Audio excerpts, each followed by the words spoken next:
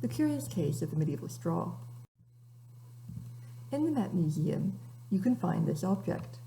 It's a straw. It was made in the mid-13th century from silver, gilt, jewels, and yellowwork. It was part of a set. Along with the straw, as you might expect, there was also a cup. In this case, a chalice used for holding the wine for the Eucharist during Mass. It was decorated around the top with images of Christ and the 12 apostles, around the middle with New Testament scenes, and around the base with scenes from the Old Testament of the Bible. All of this was rendered in extremely fine and very carefully crafted metalwork.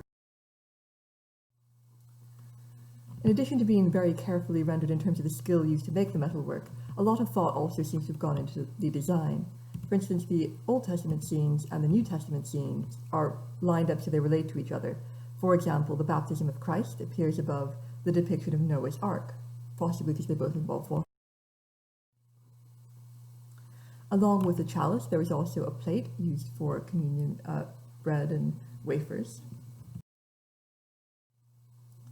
Here we can see some of the decoration on the plate, which is also very finely decorated.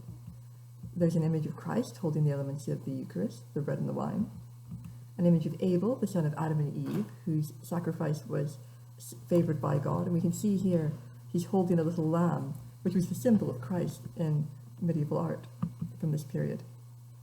There's also an image of Melchizedek, you know, it's got his name written next to it, who is here depicted as a bishop.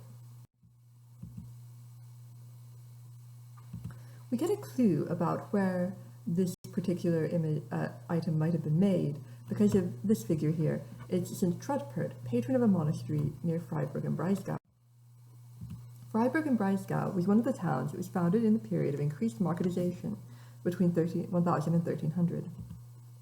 It also had important silver mines and was a center of coin production. There was a boom in the production of ornate silver objects in the area around Freiburg, perhaps unsurprisingly at this time.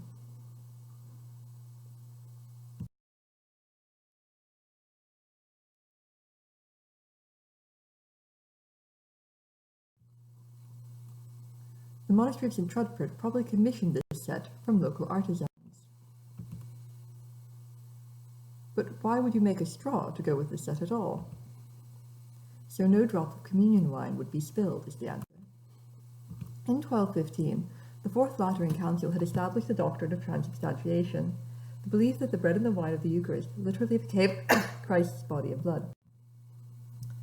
As a result, priests took extreme care to ensure that no crumbs or drops were spilled.